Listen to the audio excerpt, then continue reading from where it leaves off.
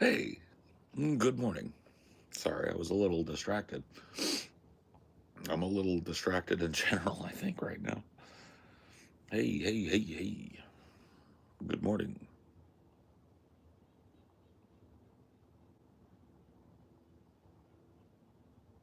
Howdy, howdy, howdy. Ruby Room, Otello, Mirok, Hunter Harris, and the Joe Jack Show. Thank you guys for being the firsties today. That's very kind of you. Somebody's always got to be the firsties, and you guys did a good job. You're good firsties.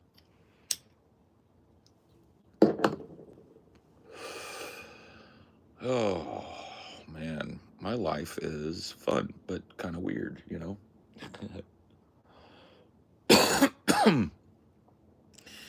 And I'm excited about my life because I think I'm growing in, growing, like not size wise, but like um, growing in knowledge of myself. Ugh. Like I know myself a little better today than I think I did yesterday. And maybe tomorrow I'll know myself a little better still.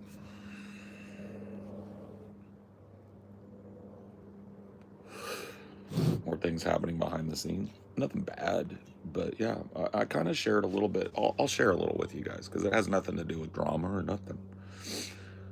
If you watched the last show, I talked a little bit about, trying to step around, obviously, trying to avoid self diagnosis. But being as old as I am and suffering for as long as I have with what I have mentally, for a while, I've thought maybe I've got something that I haven't been diagnosed properly for. And so I went to my doctor and I gave my doctor my concerns, and she put me on a drug. It's a new drug, and I've never been on a psych drug like it. Um, and to me, like it's not a diagnosis. It was a thing that my doctor said, well, we can try you on this and see if it helps stabilize you and get you in to see an actual psychiatrist. I said, okay. So I'm taking it. Like it's a drug that when you start taking it, you don't have to wait for it to like build up. It's just when you're taking it, you're taking it. And it's hard to tell what is what, like what's placebo, what is actual effect of the drug. But I was on it all day yesterday, and I just taken my second dose this morning. And it's just interesting to me. You know, oh, it's a journey. You know, it's weird to be a guy that's been so open and honest about my mental health and have been on the journey for as long as I have since I was 13, 12. I've been trying to find medications and treatments and therapies that'll help me. And that the possibility that a guy that's been to so many doctors as me has slipped through the diagnostic cracks, maybe, or has been mismedicated like his whole life. That's kind of what I'm dealing with. Because basically the doctor told me the medication that you're on for your mental stuff doesn't do anything if you're experiencing mania and depression episodes in a cyclical way. That drug is pointless for you to even be on. Like it might help a little bit with the depression, might help a little bit with the anxiety that comes with that, but like, it does nothing at all if you have, a bipolar mood disorder or whatever. And I said, okay, I've never even had a doctor tell me that.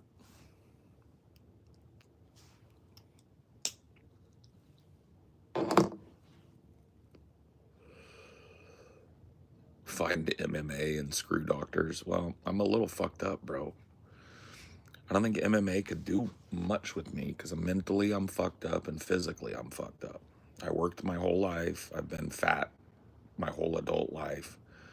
Lifted a lot of shit. My back is broke. My knees and hips are fucked. My ankles are fucked. Um, You know, I'm not like hobbled to the point where I can't stand up, sit down, walk around and stuff, but I'm in pain all fucking day, bro.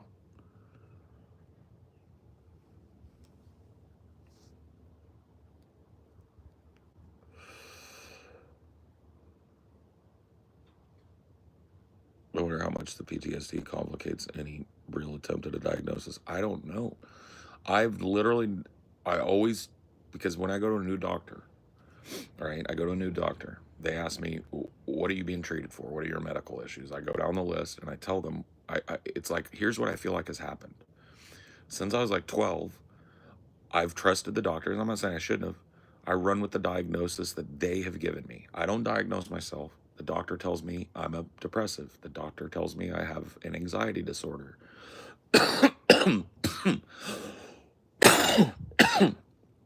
Later in my life, the doctor tells me I have PTSD. And so I don't go tell other doctors, like, here's what I think I have, doc. I go, here's what the doctors have said that I'm suffering from. And they go, okay. So I think there was like bias inherent in like the doctors that I've seen in the interim throughout my life. And just kind of like, okay, well, this guy says he's depressive, so let's ask him questions and treat him as a depressive. Well, that's fine. But not one of my doctors dug deeper as I came back in month to month and said, dude, I'm fucking suffering.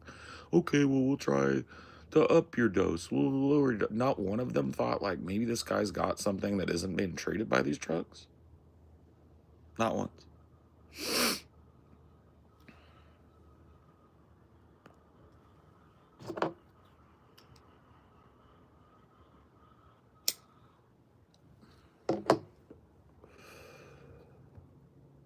You might be in the early stages of. So is this CHS thing something about weed? Because I got to tell you, man, I understand I smoke a lot of bud, but I have smoked a lot of fucking bud since I was 13 or something. And whether I smoke bud or not doesn't seem to matter in terms of my mania and stuff. Mania and deep depression, which cycles really predictably. I'm not going to talk about which drug I'm taking because I might not be taking it like a month from now. I might be on a different drug. It's just, there's no point. I'm not trying to give people a roadmap because I don't know. I'm in a point now where I'm going through the diagnostic process. I'm trying a drug that is known to treat bipolar disorder and other things. So that's all I'm talking about. People asked what was on my mind or what I was kind of thinking of this week, and that's been it.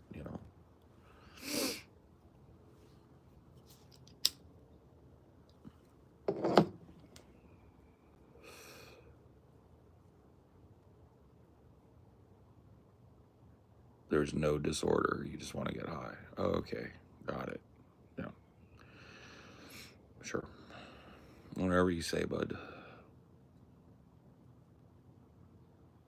I dated a girl who was diagnosed bipolar, also suffered from PTSD because of both her parents committed suicide. I never knew how to help her if I even could.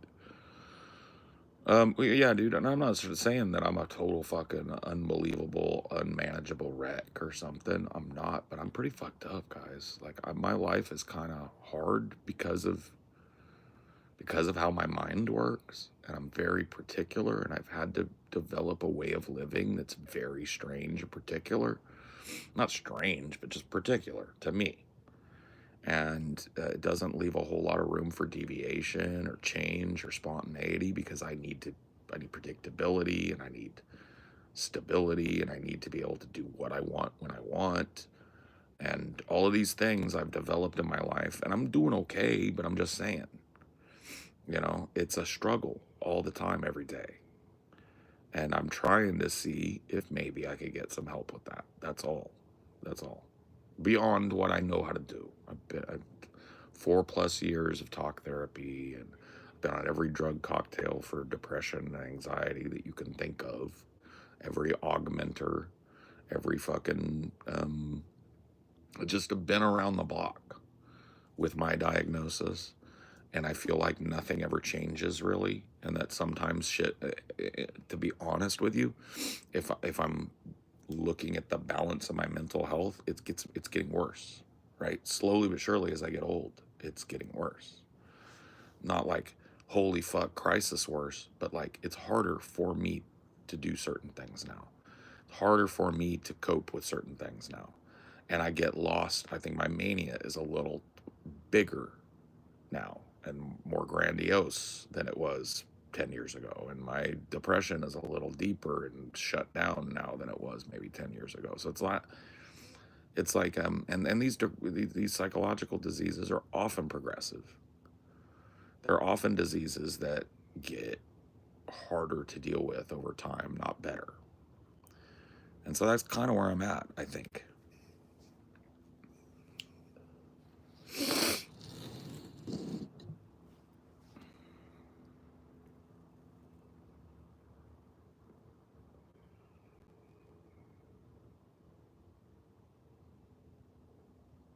I don't know, man. I don't know, but it makes me think differently about myself. You know, I'm learning more about myself, and I think I'm coming closer to a to a more authentic me, right? I want to talk and this is not me saying I am this or I am that, right? But I want to talk a little bit with you guys about something. Oh, I'm okay, Sam. Yeah, I'm fine. I'm thoughtful. I'm pensive today. I've been thinking a lot. I've been writing a lot, and I get this way when I'm writing because well, anyway, I'll talk about that some other time. But I'm doing a lot of really good writing this week. It's my week off from broadcasting, and so that is when I do my writing. And I've gotten a fuck ton of really good writing done this week. But I've been pensive about it. Like there's something, and those of you that don't watch my show or don't know who I am, right? It's probably not gonna be all that interesting to you. But those of you that do, maybe you'll be able to kind of give me some feedback because I'm not sure what to do. I don't know how to put this. Sexuality wise, I've been out since I was 38 as a bisexual guy, and that was a big step for me because I grew up in the 80s and the 90s where that was like the worst fucking thing you could be, was gay in any way, right? And so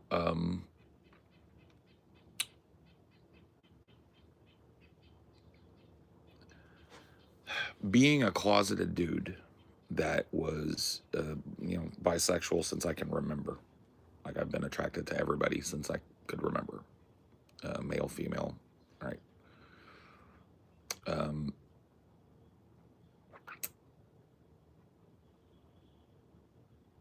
I developed a lot of like masking techniques.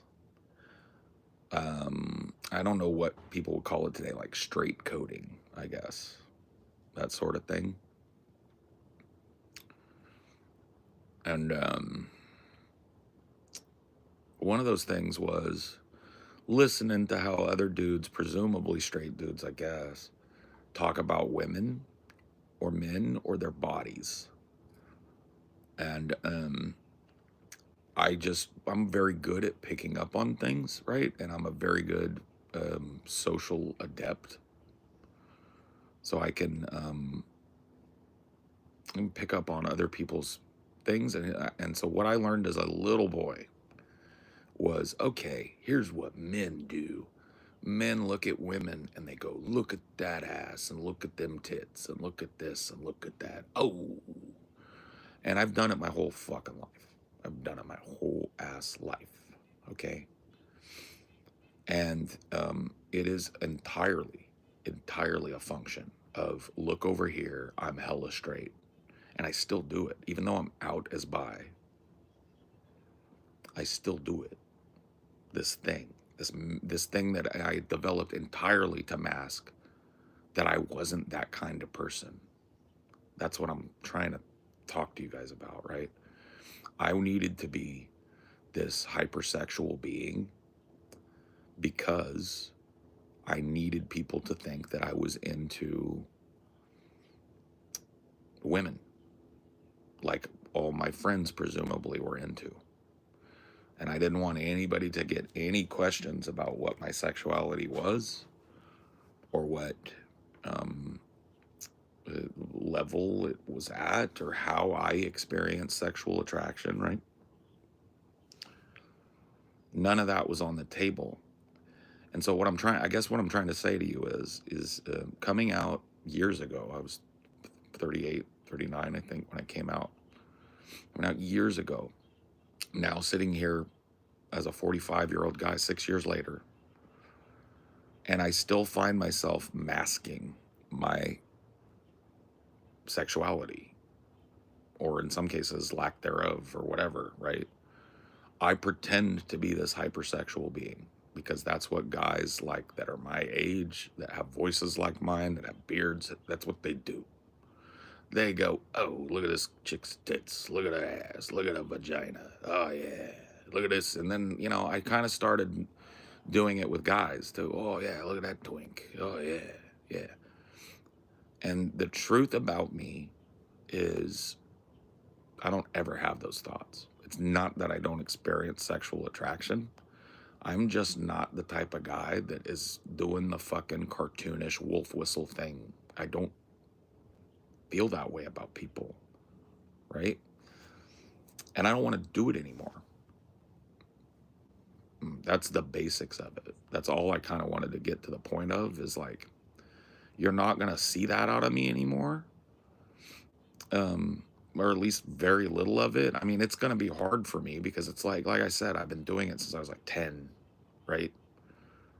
But I don't want to do that anymore because it's inauthentic.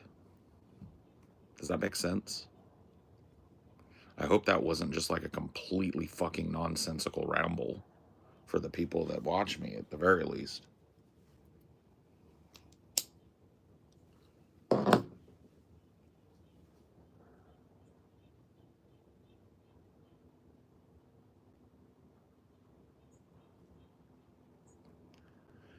Well, that's been you're right. Changing the language to match the internal dialogue can feel just as vulnerable as coming out. And that's kind of where I'm at right now. Because you're right. And it's been hurtful to me. Not hurtful. I'm not whining about it, but it's just like every time the Velma segment comes up, right? You guys that watch me know the Velma thing, right? Every time that comes up, I'm like, okay, put on the mask. Here we go. Put on the mask of a dude that's so hypersexual that a woman's body just gets him fucking rock hard, and he just has to describe it. That isn't how I've ever been, ever, sexually or otherwise, right? But that is what I do that's what I learned to do to mask this, the true inner dialogue or whatever it is, right? And so that's just something that's been on my mind. I don't usually come to these things with like an agenda. I want to talk about this, but this is something that's been on my mind, and it concerns content, right? Because it's not just my personal life I'm talking about. It concerns those of you that watch me. I just talked about a whole ass segment that we do every show where it's like, it's time for Paul to objectify women or men or trans people or whatever. And I don't ever have those thoughts. I don't think about people that way. And I have never. It's not that I don't have sexual attractions to people. It's that they don't experience them in that fucking stereotypical construction worker, awooga kind of fucking way.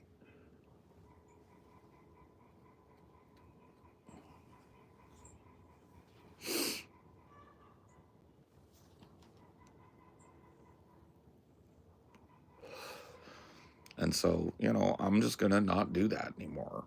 I don't feel the need. And when I talk about my sexuality or sex in general, I'm going to be honest about how I actually am about it and feel about it. Because I like the topic. I think the topic is super interesting. I'm not disinterested in human sexuality. I just don't experience it in this hyper masculine, stereotypical thing. I don't. And I've learned how to do that. I've learned how to tell jokes in that tone, and to portray this guy that's just lusting after every body he sees walking by him. And the truth of the matter is, I've never been that.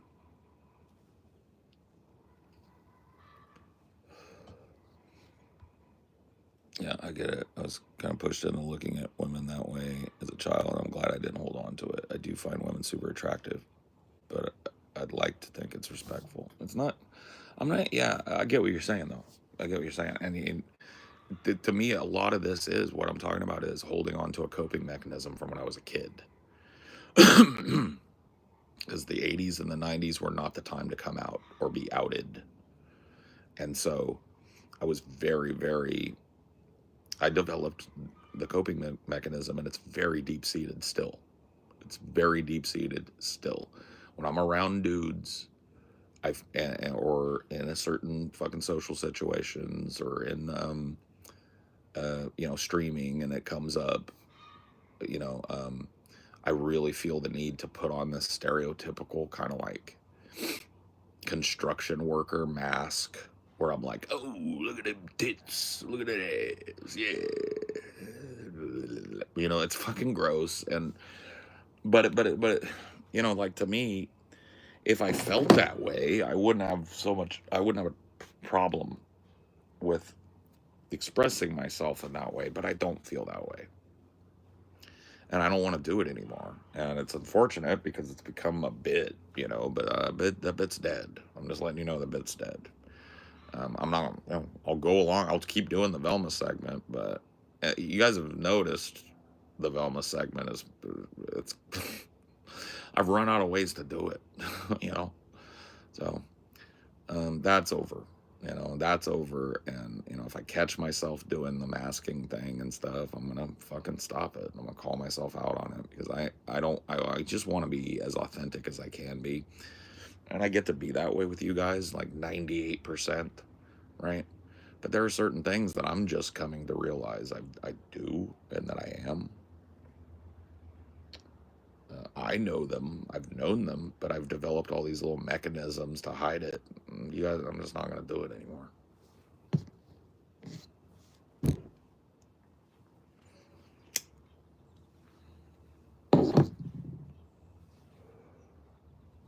Yeah, my dad too.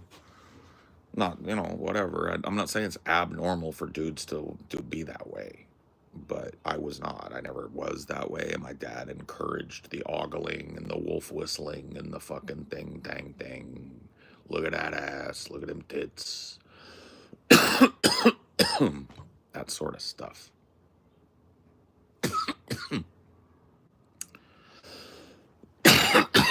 And I adopted it because I was like, okay, so this is what a straight guy, this is how straight guys are. Okay, I can do this. Yeah, big old tits. Yeah, big and fat ass. Yeah. Yeah, I can do that. I never see a woman with big tits and big ass and think I don't go, whoa, look at them big old jiggly titties. I don't get that way. I might appreciate it as oh, damn, that woman's banging. But it's not about her tits or her ass or anything, really. It's about whatever she's putting off I'm picking it up, right? So it's kind of where I'm at with it.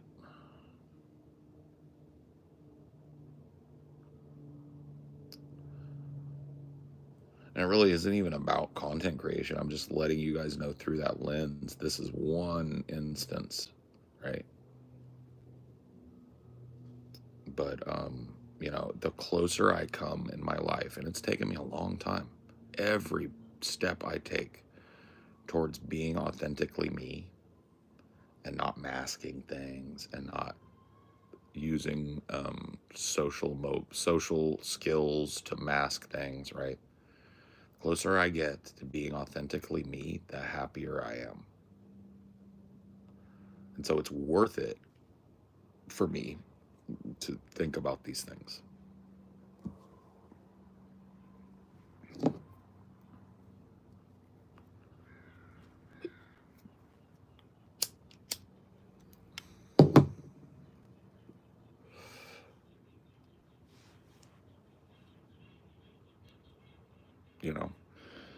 But also, like, there are most of the people that are watching me in here are probably in their 20s and 30s and stuff. And you could see that, like, it's a constant thing, right? I'm not saying maybe you're better off than I am. Maybe you got a better center and you know who you are. But it is not uncommon for people to be my age and just start to figure out that they can be entirely authentic. They can be themselves, and nobody's going to kill them. Nobody's going to hurt them or leave them.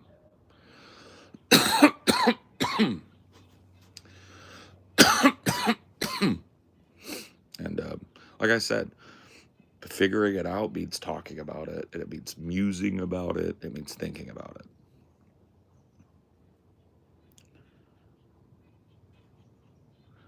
Thanks, Paul. Really wonderful to hear you in this space. Kudos on the steps process to loving the hell out of it. Yeah, man. Yeah. Thanks, man. I try. I'm trying. I'm trying, you know.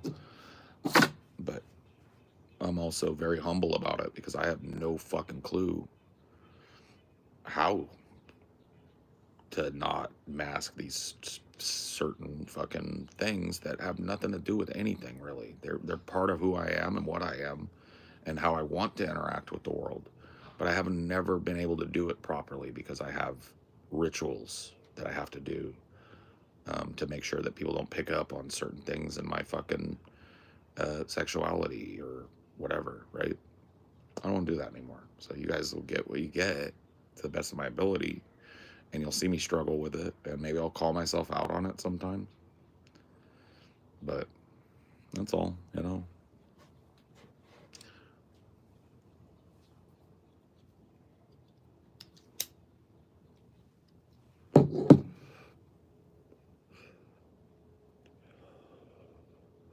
The mask never drops. Stoicism helps us maintain. You misunderstand Stoicism if you think that the mask never drops. But that's okay. Online AI video Stoicism is a new philosophy. It's not Marcus Aurelius. It's not Meditations.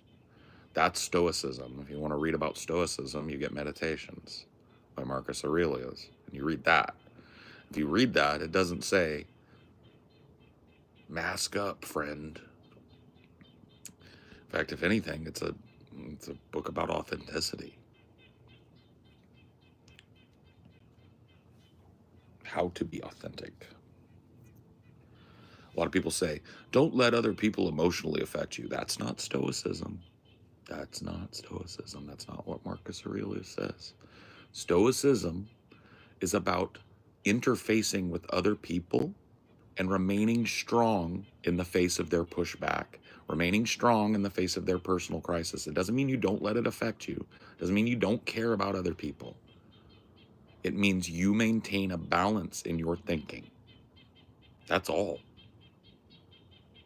Now, a lot of people don't know that because they watch these bro videos where there's an AI guy going, Stoicism is about not letting bitches tell you what to do. And it's like, okay.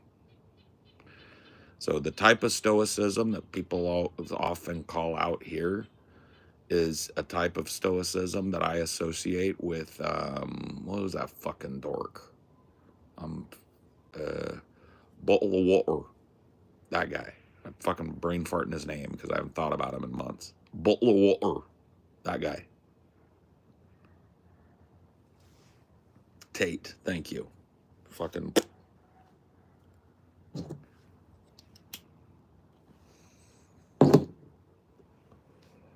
Yeah. I kind of like identify a lot of these like male stoicism. It will help you be a Chad, blah, blah, these kind of AI videos. And then people like that dude that just came in here and was like, stoicism is about not caring and putting on a mask. And I was like, well, maybe if you're doing Tate stoicism. Stoicism, as I understand it, is about learning how to weather the storm of the world and stay standing. It's not about not caring about people or not being interested in other people or not caring what other people think. It's not about that.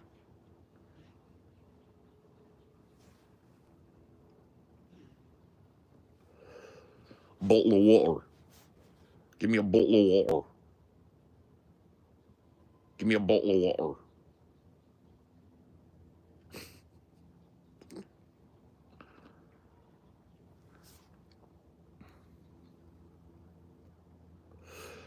No, you're not wrong, Craig.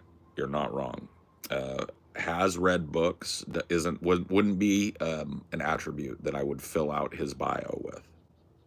Just wild to me, the amount of shit that needs to be explained to people now. I mean, I know we're not all geniuses, but goddamn. I mean, that's how people. It's not really about explaining. We're talking, right? So it's like,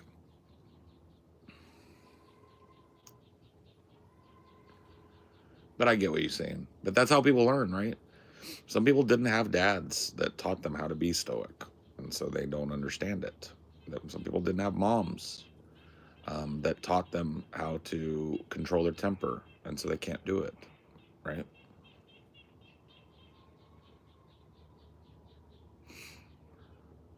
Could you be stoic in the face of an impending load beard? I have been. Go back and look at the Manny Loadbeard saga on fucking DP. All those shits are still up.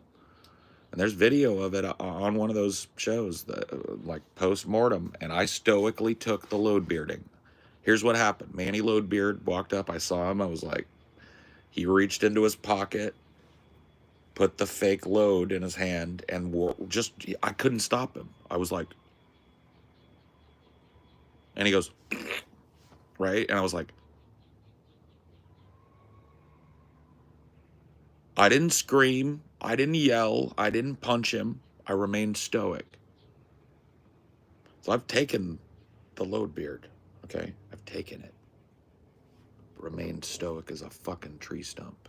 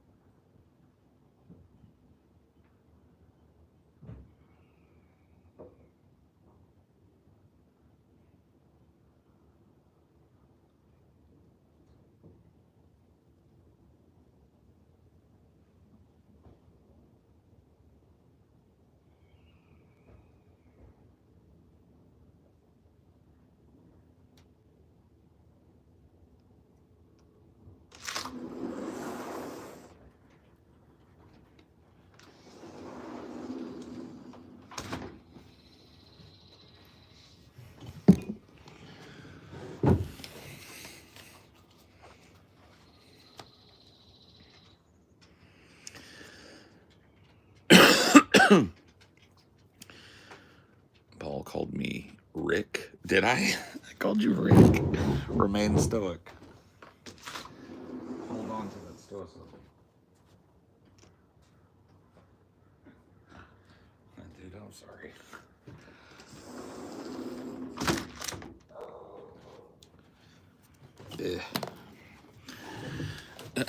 You know, it's not really it's not really the same thing either, but there's connective tissue. It's like, I think I'm way more apt as a content creator to pretend to get mad and salty and yell and scream because I know people think it's fun. And I'm probably going to continue to do that because I think it's a good way to get things out of other people. But if you were to like put a spy cam on me, dude, that's on my life. You know, I'm not that way. I will have moments where I tea kettle and get freaked out and start getting mad or whatever. But like, it's nothing, you know, it just is what it is, right? Authenticity is important to me. It always has been. And I like to think of myself as a pretty genuine and authentic person. I don't come here like with the intent to lie to you guys, mislead you about my life and stuff. But, you know, this is one aspect of it, maybe a couple aspects of it, where I've been a little inauthentic. And it's not out of a need to make content, because this is stuff that I've been inauthentic in my life, right? I've pretended to be a certain kind of thing in a certain kind of way, and I just have never been that way. So I don't want to do that kind of thing anymore, because it's not useful to me anymore. It's an old coping mechanism that I just can't, I haven't been able to figure out how to discard it, or even if I should.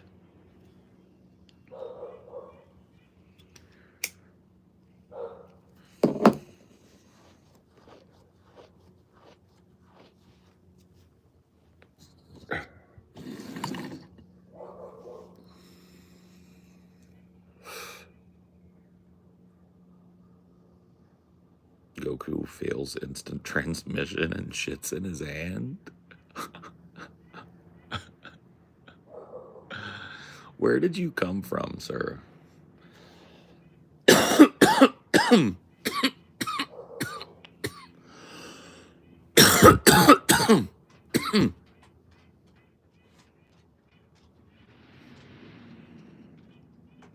Where are you from?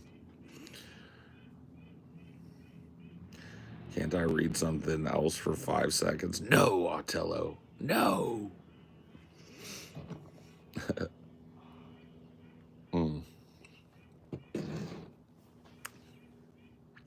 I love my job.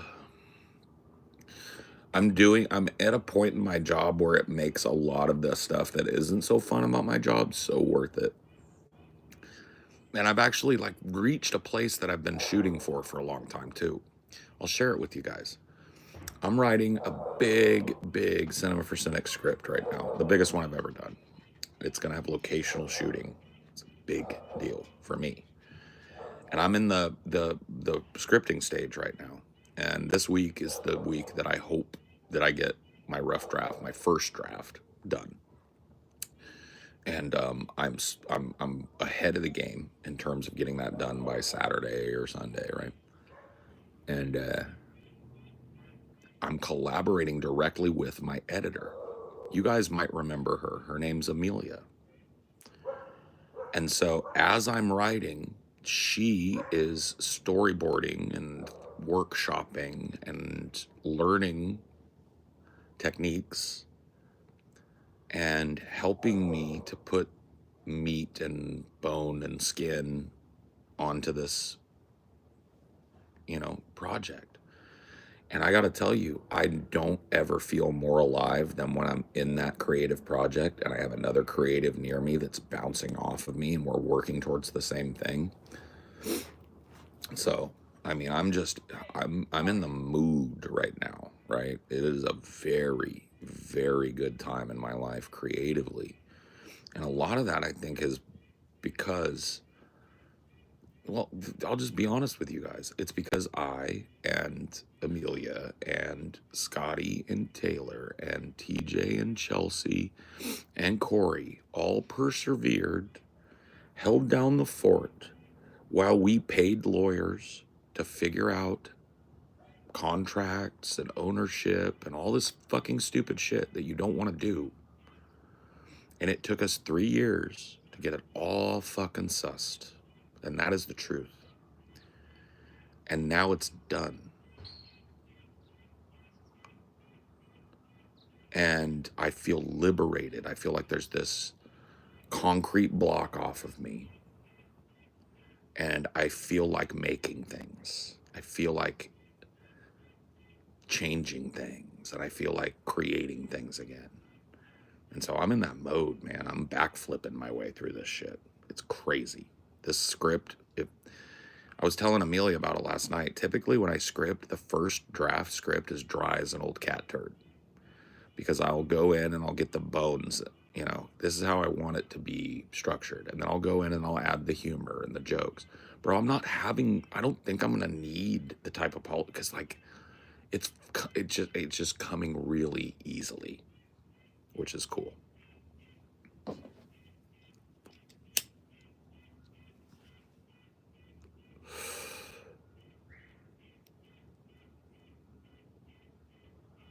C4C's videos are the first thing of yours I ever saw, so I'm glad to see it come back. Cool. Yeah. Oh, it's coming back in a big way. Like I said, my biggest review ever, doing a retrospective on Twilight, locational shooting. I'm going to some of the places that Twilight was filmed at or is based in, right?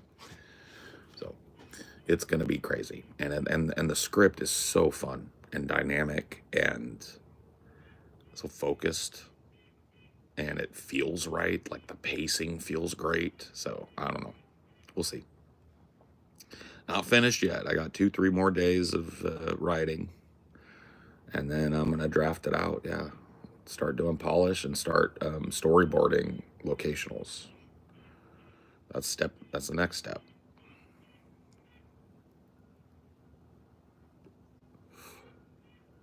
Come here randomly when you had long hair a while back. Wasn't that far back. I got a haircut a couple weeks ago. But yeah, it wasn't that far back, friend. But welcome back, dude. Same old pimp. New haircut, same old pimp. Oh, it is fun, Pranav. It is super fun. I'm like a pig in shit right now. Like, it's my week off. This is my favorite week off I've had in a while because I've got this giant project and it's happening. And I'm like, okay, all right, I'm back in it. Now that all the fucking bullshit, legalese, lawyer shit is done, I'm working on things outside of just podcasting again. And I'm like, yeah. Oh, man. It's going to be a while. It's a long process to make a review like this, but when that review drops, it is going to feel wonderful.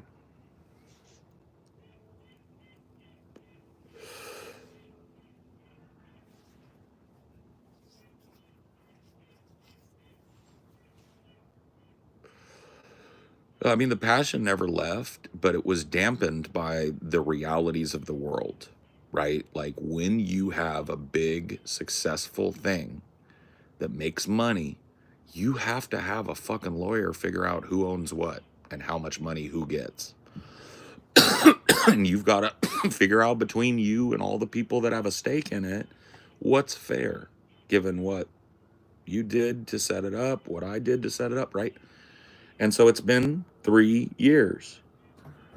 And it's not even like we were fighting each other. It's 3 years working with lawyers to figure out what works for our particular unique business. Because our business is entirely unique, right? Not saying there aren't other businesses like ours, but our business is entirely unique in the amount of properties that are involved in our business umbrella and the complexity of a 3-way ownership deal between those properties.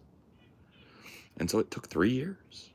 And it's like, you can't make things, you can't create things before you know you're protected. And I'm not even talking about, like, I was afraid that if I did do Cinema for Cynics, Scotty and TJ were going to steal it and run with it, because it wouldn't be worth much to them, because they wouldn't be able to steal and run with me, right? But, so it's not about that. It's more about, if there is some sort of fucking dispute, there's a piece of paper that handles it. That's why people do contracts. That's why people do business agreements. And when you're talking about something that not a lot of lawyers know directly a lot about, you have to get a special entertainment lawyer. Because if you talk to a normal lawyer about a podcast that has 5 channels as part of its revenue stream, and each of them has a unique ownership percentage, they're going to cross their eyes and they're going to ask you the stupidest questions you've ever heard because they just don't get it. So part of it was finding a lawyer that specializes in entertainment, that's worked with podcasters before. That was step 1. Step 2 was hammering out between all of us what we felt was fair for all of us. And like I said, it wasn't contentious. It was just, we kept coming up with things. What about in this situation? What about if one of us croaks? How do we right? It was just, and that shit. And then we got to pay a lawyer to come in and consult with us. And then once we all agreed principally on everything that we wanted, Then we had to have that lawyer sit down and draft an agreement. We get a first draft of it. We're paying this lawyer the whole time, right? So that's how it goes. It was 3 years of that. 3 years. And it's done now, and the guys are super relieved because everybody's now, like, there was no contention among us that we were equal within the business, but now it's on paper, right? I'm writing so if you go look, if you want to see what I'm doing for Twilight, Michelle, go to Cinema for Cynics here on YouTube and take a look at what the fuck happened to Hellraiser. I'm doing what I call a franchise review, where it's not just a single movie review, but I'm reviewing the whole franchise from start to finish, right? Every movie in it. So it'll be about an hour-long video, probably, somewhere around there.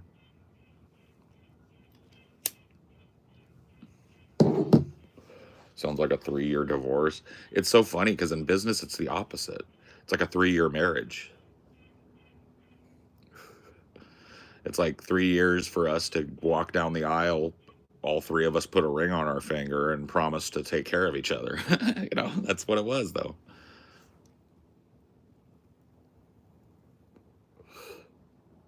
Yeah, and it wasn't like us being unreasonable. There was no contention or arguing at all. Like, we all pretty much principally agreed, but then we had to figure out what the stuff that we didn't agree on was. And we had to find out the stuff that we weren't thinking about at all and come to agreement on that.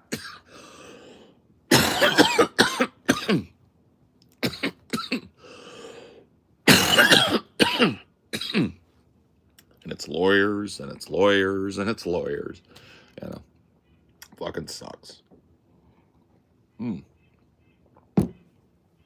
But at the end of it, what I have is, and what TJ has is, and what Scotty has is, and what our wives and loved ones have is a contract that stipulates who owns what and what happens if what happens, right? So, pretty awesome.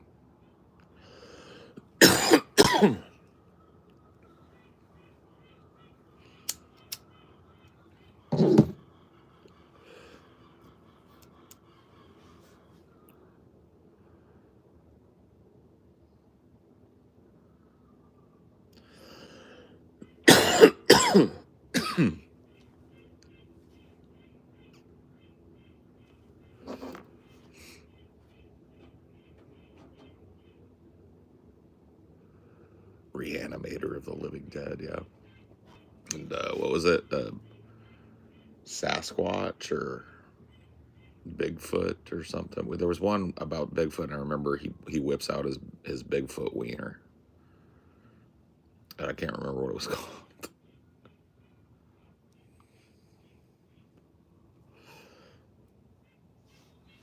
It's coming up on noon. TJ and Paul versus... I used to like doing with TJ, and we might try and bring it back in some form as a piece of every once in a while content on C4C, is Pitch Wars. I really, really enjoyed Pitch Wars, and I think the audience really liked Pitch Wars too. They didn't do as well, though, as the big movie reviews and retrospectives, so it's definitely like side content every once in a while for the lulz. It can't really be a weekly or monthly thing because it's just not worth it. I mean, I'm pretty sure that I know what does well and what doesn't do well on Cinema for Cynics. I've tried different things, so one-off movie reviews do okay. So if I see a movie that I really like, or there's a big movie that everybody's talking about, I go see it in the theater. I do a big, a quick and dirty one-off review, and I've done those, and those seem to do pretty good.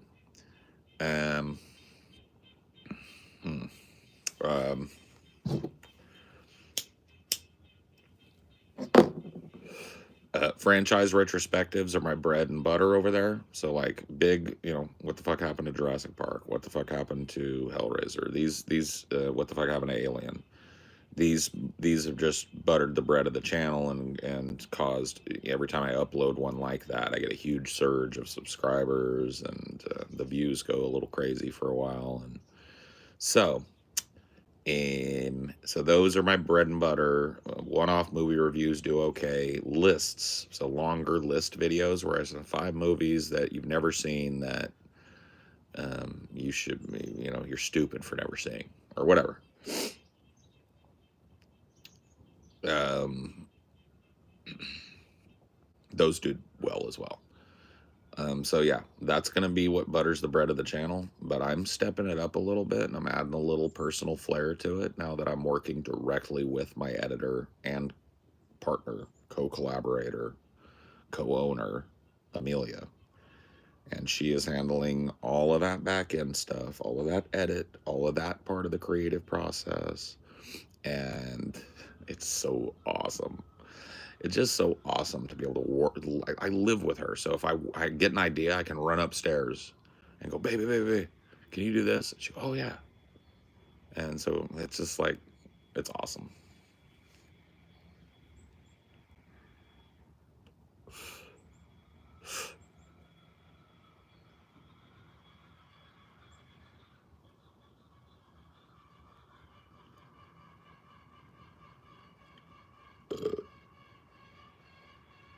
Doesn't get better than that, dude. It feels pretty good, man. Working with your wife creatively is cool as fuck. Well, it worked out.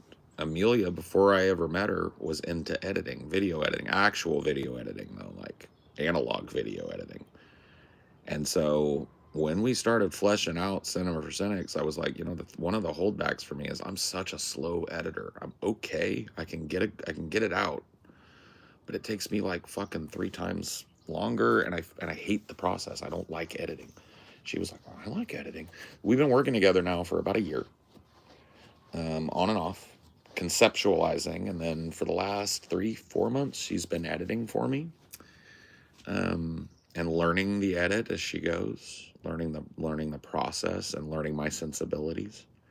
She's already my researcher, and she has been working as that for years now.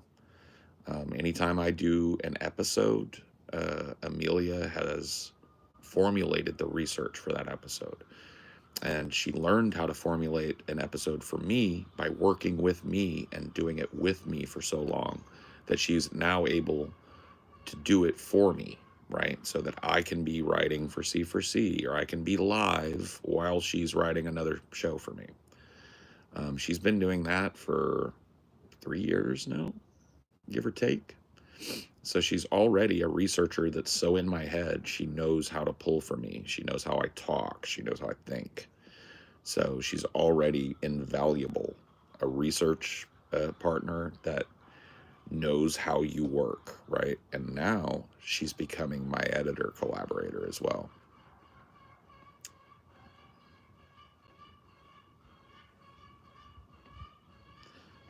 Caligula, yeah. I mean, it's a fun movie to watch, but it's not a good movie, is it? Like, I mean, I love Malcolm McDowell, right? I think he's like a really magnetic dude whenever he's on screen. Even if he's in a shit film, like, he's kind of like hard to look away from. But I don't know, man. It's just kind of a lot of salacious, over the top stuff, kind of a lot of melodrama, kind of a lot of just really long fillers. So it's not a good movie. Not much of a good movie, anyway.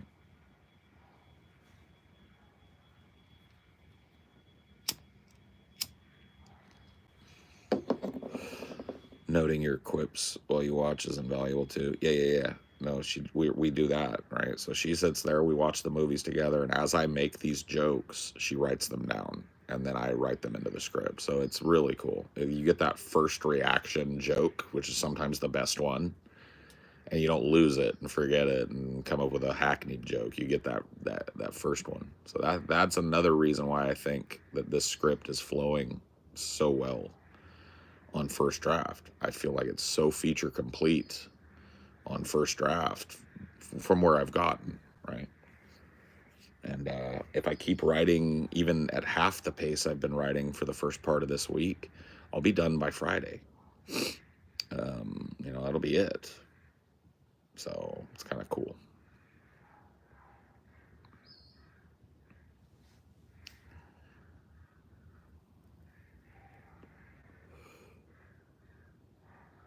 Maybe I haven't seen the ultimate cut then.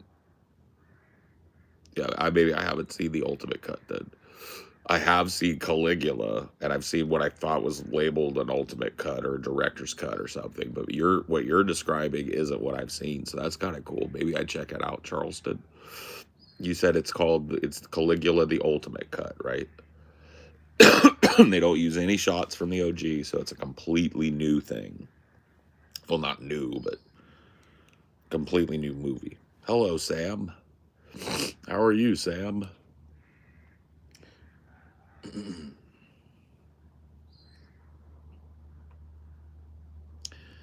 Came out just last year. It was a huge restoration project. Neat. Maybe I heard about that, but I just didn't like Caligula, and so maybe it just kind of bounced off my radar. But I will check it out. I'll check it out. Straightening your hair. Do you use a flat iron to do that, Sam? My ex-wife used to straighten her hair, and she used this flat iron, and I was like, "You're just cooking your hair. It's like you're fucking ironing your hair." And she would say, "Shut up," and I would say, "Okay."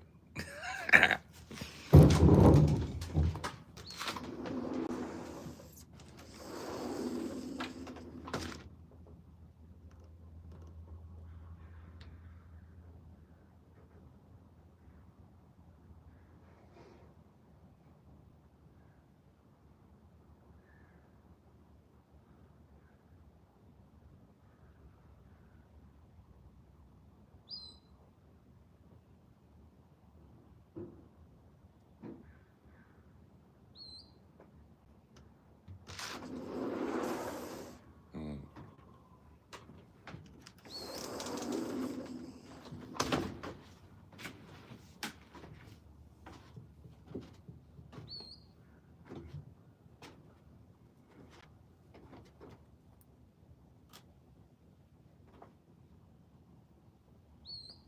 Oh.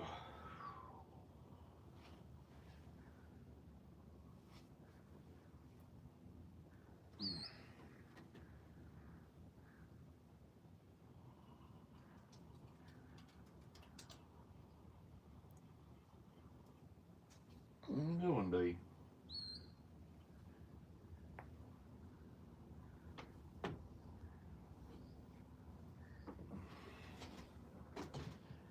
Hunting a mole or what?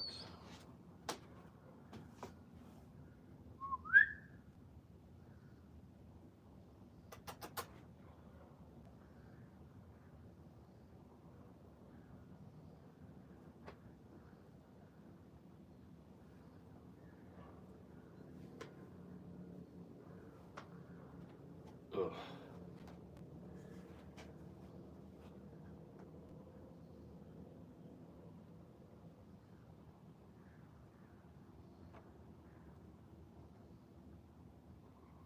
Ugh.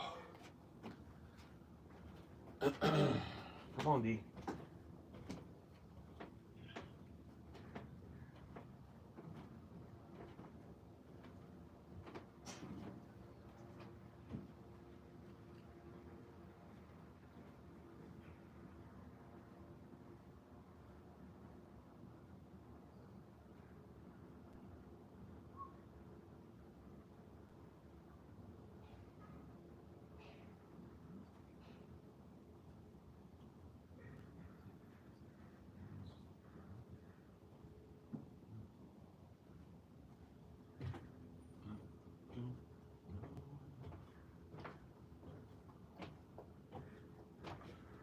I don't know.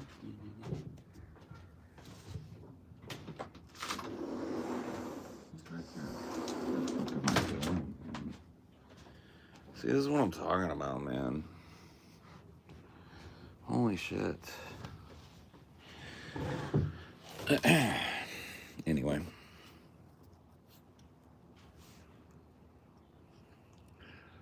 Dyson Air Straight.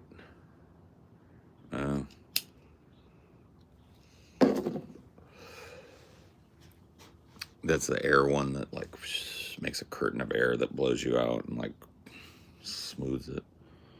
I think I see those. Of course, Sam's got the latest and the greatest. Yeah, Sam, you've always been bougie.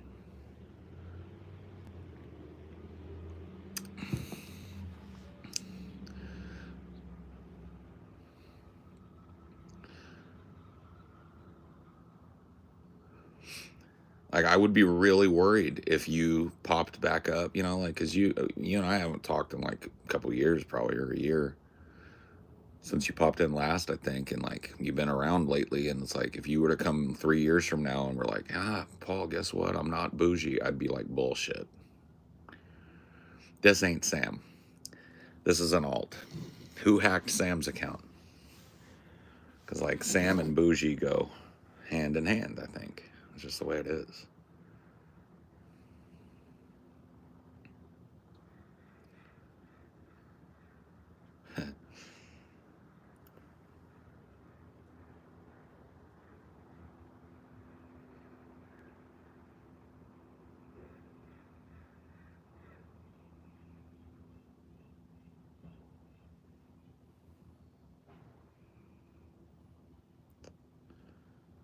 It's gotten worse with age too. Of course. Well, because you know what? It's the Jay-Z thing.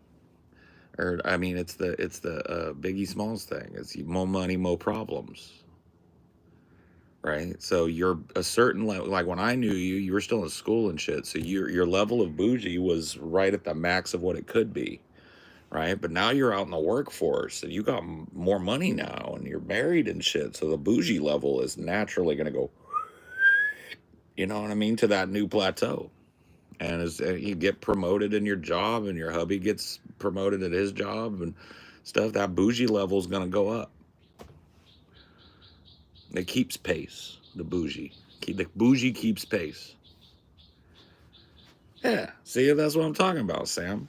That's what I'm talking about. The bouge follows the money, right?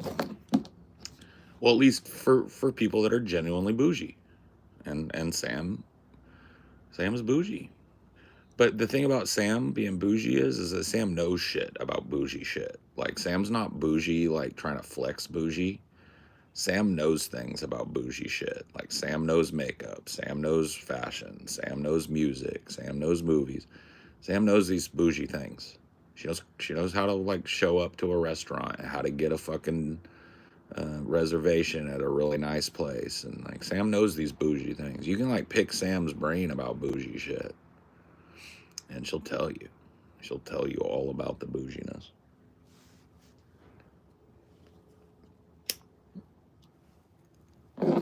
I used to have fun with Sam back in the DP days, because I would pick her brain about bougie ass shit, because I would ask her questions and she would know. I'd be like, what do you think of Balenciaga? And she'd tell me, she would give me a rundown. What do you think about this kind of makeup thing? Oh my God, there's a way better one, blah, blah, blah. And she'll just go. Dude, she knows bouge. That ain't even true, Sam. You know bouge. You know bouginess.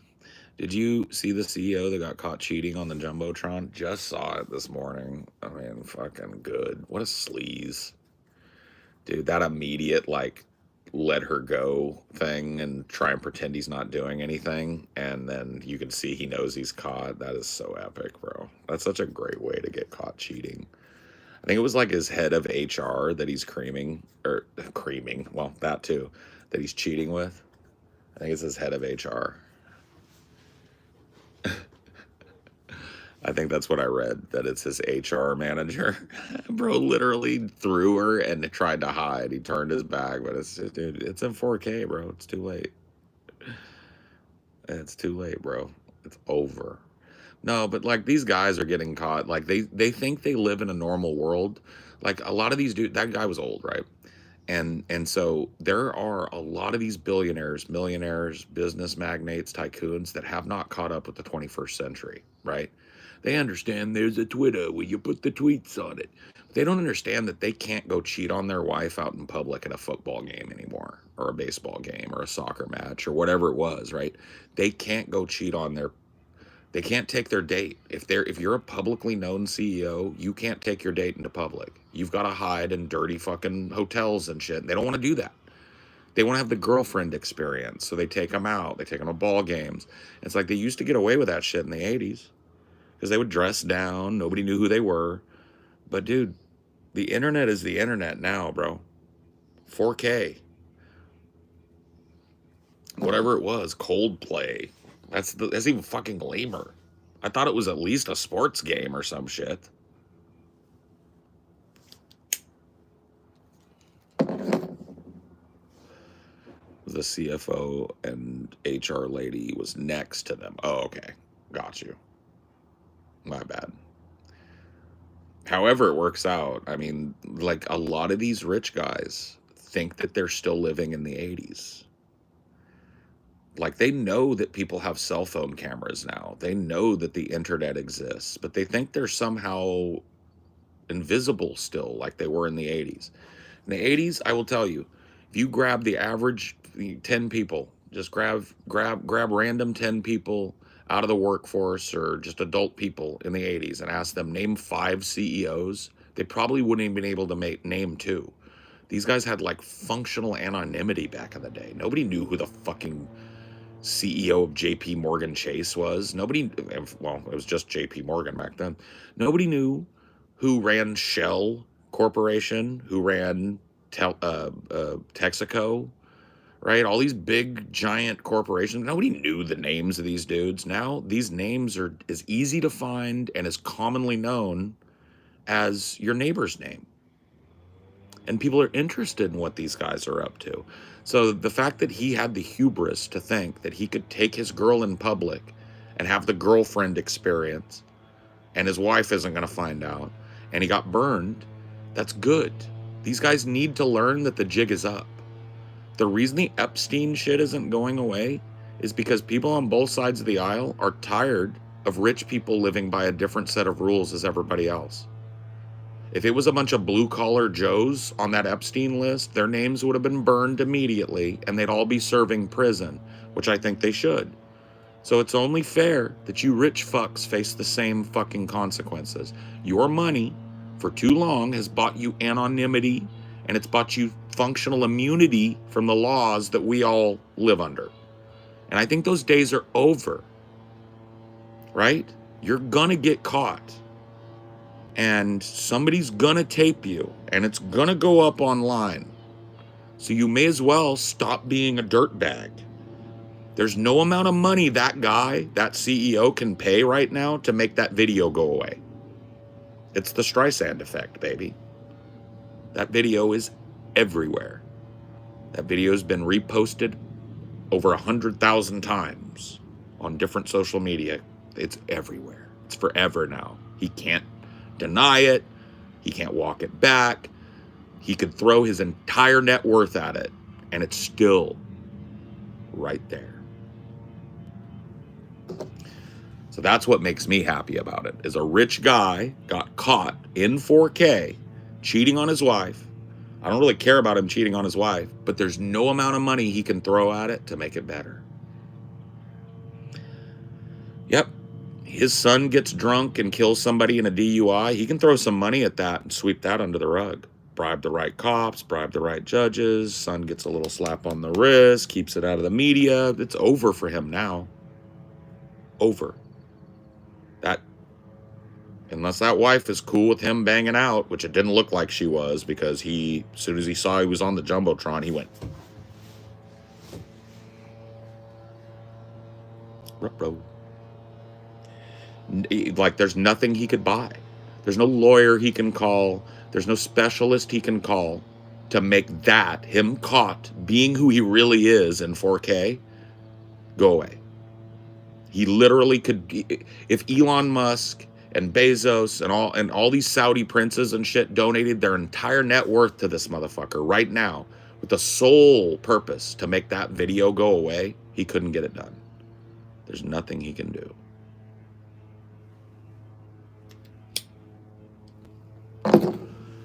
Yep. The only way you can guarantee, especially nowadays when everybody's got a fucking 4K camera in their pocket, the only way that you can guarantee not to get caught doing scumbag shit is to not do scumbag shit. You want to be rich? Cool. You're now famous too. Oh, you don't like being famous? Quit being rich.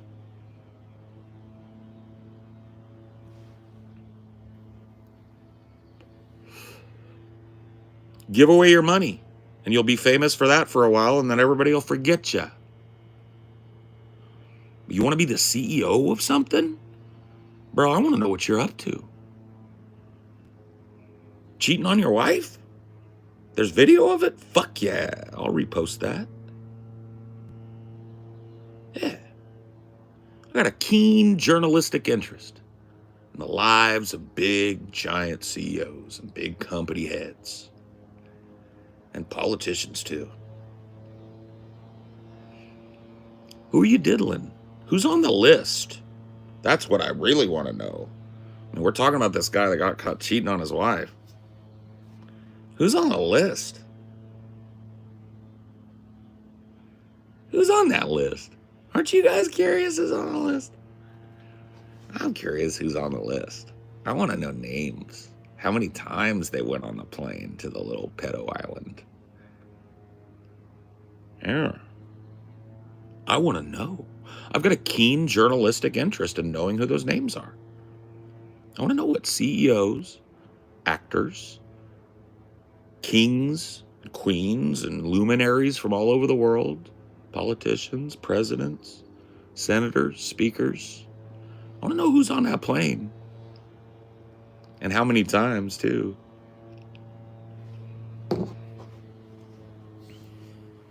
All these motherfuckers that are up to this dirt. This is not the time. You better find a dungeon to do it in. Because you can't come walk out among us. You don't get to go to the Coldplay concert with your girlfriend and have the girlfriend experiences that. Your money can't buy that. Sorry. Nope. That's not for sale. You can't walk around holding hands with her down in fucking Times Square. You can't take her shopping at Rodeo Drive with your hand holding. You can't do it. You can't get the girlfriend experience there. Your money can't buy it. Sorry. You're going to get caught. You're going to get seen. So you want to be a little scum? Find you another pedo island and start flying to that. And let's see how that works out. You want no cameras. You want no public notice. You want nobody there to snap a picture of you and your girlfriend. And you want that public love experience. Quit being a scumbag. Divorce your wife and date her openly. You know Trump's on the list. I want to know. I want to know who's on the list. Oh, I doubt we'll ever see the list too, Ghoul. You're right about that. But I wanna. I'm curious. And you know what? Maybe it's better for us that they don't release the list. Because then I just get to assume. That's all I can do. They won't release the list. So let's see. Let's do some assuming. Who's on the list? Trump, 100%. Clinton, 100%. Hunter Biden or one of the Bidens, 50-50. Putin, 100%. Netanyahu, 100%. Kevin Spacey, 100%. I don't know. Who else? Who am I missing, man? There's a lot, right? Probably a lot of Trump's cabinet and Trump's like luminary friends and stuff on that list. Same thing with Biden. Same thing with Clinton. Same thing with. I don't think Obama's on the list. I think Obama was too smart to be on the list. But maybe I'm wrong. It'd be shocking to me if Obama was on the list. I'm not saying he couldn't be, but I give him like a 5%. That's a 5% odds you see an Obama on the list. I think he was too smooth.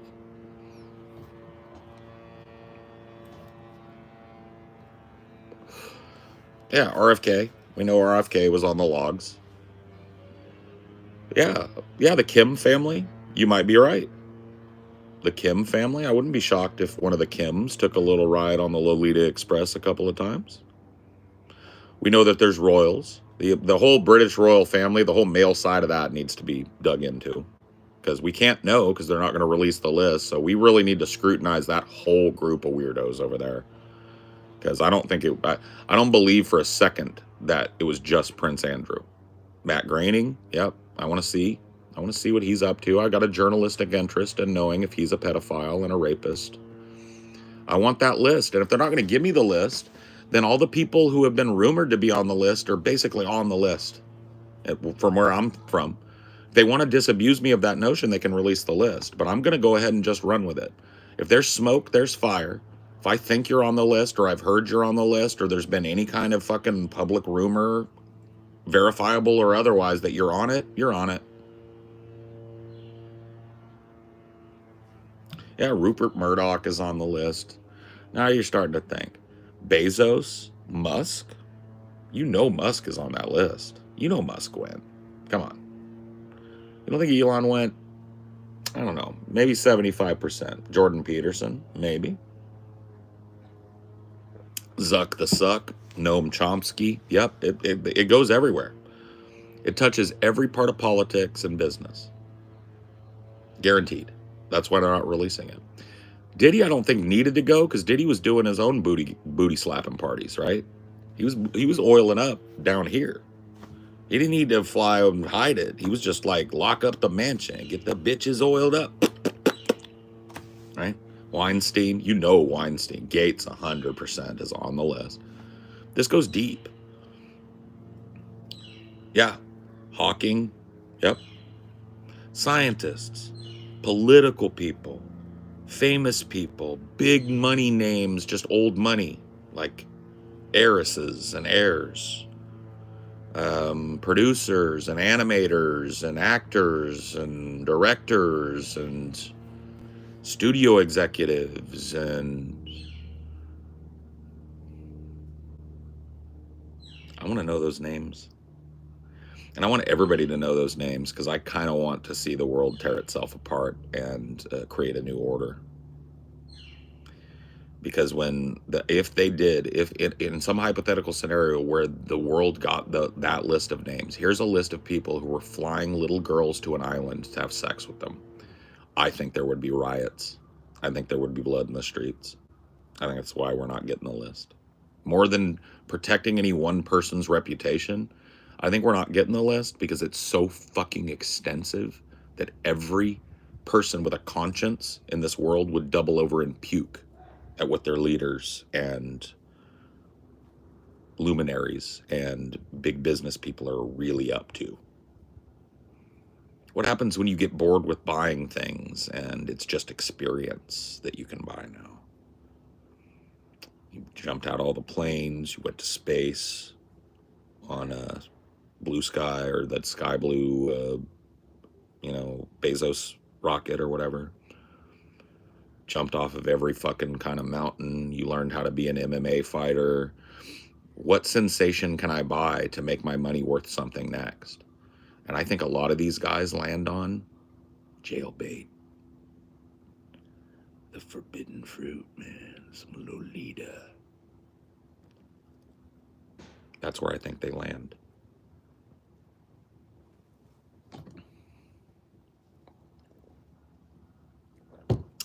And I think the names on that list will prove that.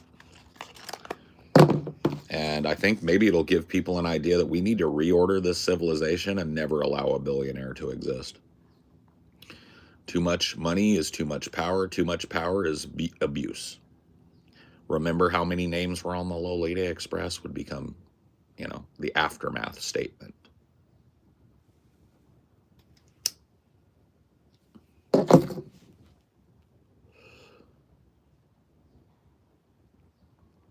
I would also presume that Epstein Island was catered more to rich whites. Well, I mean, most of the elites that we're talking about are, I guess, functionally white. I mean, you've got Saudi princes, you've got Jewish politicians, Israeli politicians, right?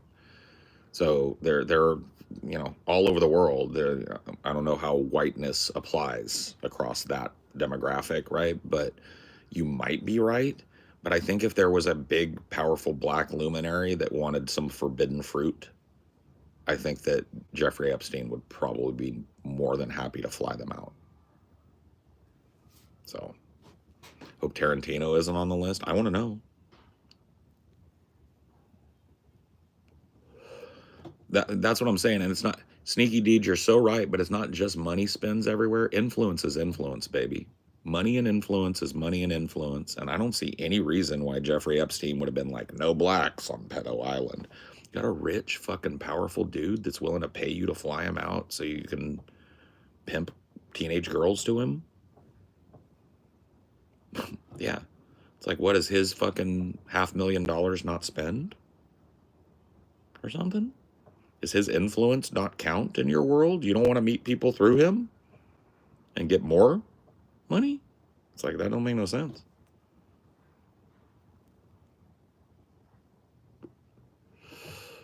We know the minister of Japan has been there.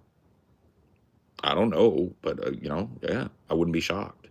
Anybody of sufficient power at a national level government is on the list, as far as I'm concerned. Anybody that's glad-handed with any of the people that we kind of know are on the list. That's Trump, that's Clinton, that's Matt Groening, anybody that's glad-handed with these people that are on the list is on the list until I see the list. Period. I'm going to throw a name out, and I'm not even, I think it's at 0%, but I've heard it. Rogan. You don't think old Joe got a little liquored up, and you don't think.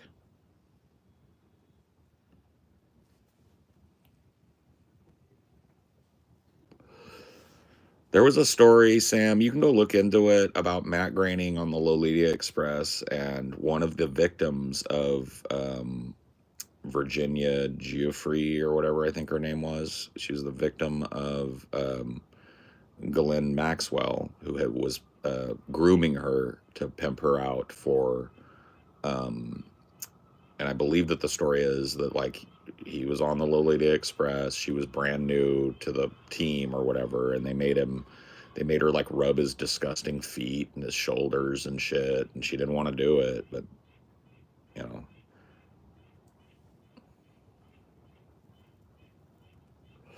How are you handling the heat wave? I'm okay, dude. It's actually been great, but I'm really lucky. I live right on the Puget Sound. You can hear seagulls. So, like, it gets hot here. Like yesterday it was 90, but 90 under the forest canopy right by the Puget Sound isn't all that bad. Like, to me it was like, it's a warm day.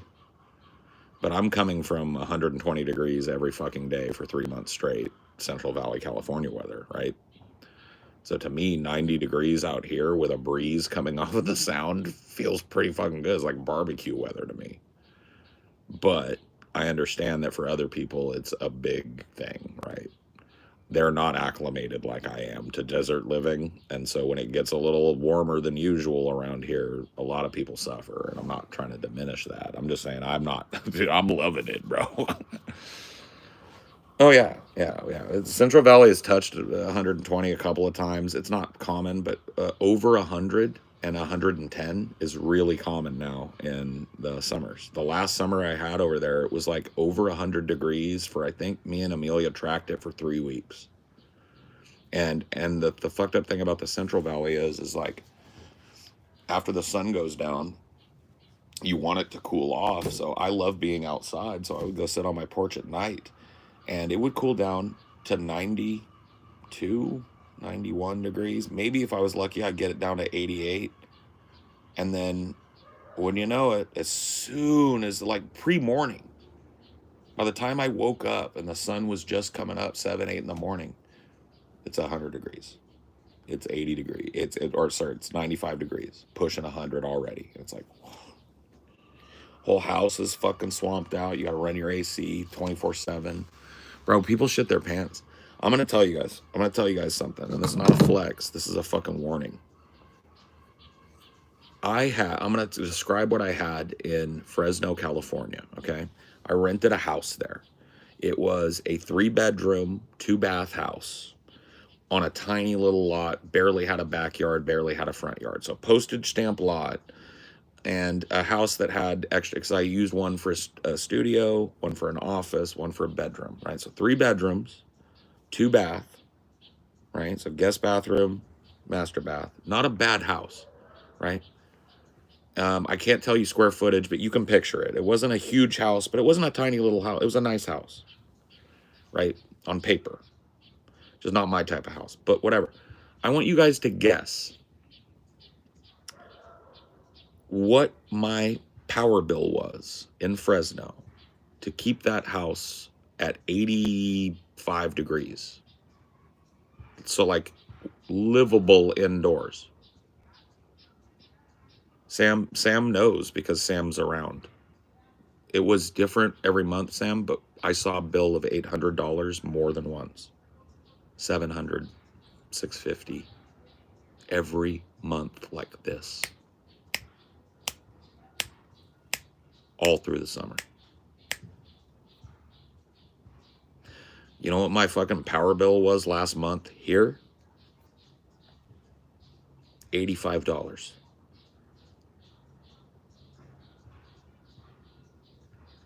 And then 25 for my gas. $100.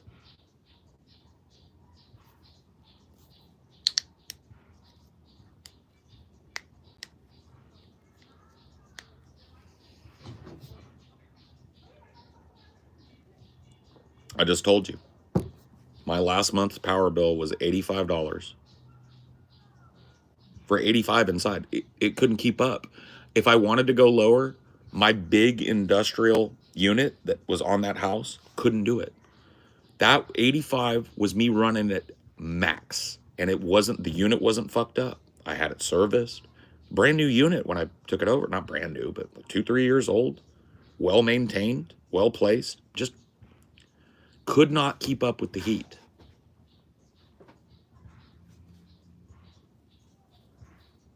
Yeah. Like all told, femboy, 110 a month when gas is taken into account, and I have a water bill here as part of the municipal, so I put that in the same. I pay like 120, 130 a month max in the summer, right? In the winter, it's cheaper. I don't do shit in the winter, so, but run my fucking little pot-bellied stove down there and the heater when it gets hot, and that's gas too. So my gas bill goes up in the winter, but my power bill goes down. It goes like this. And it stays right there, you know?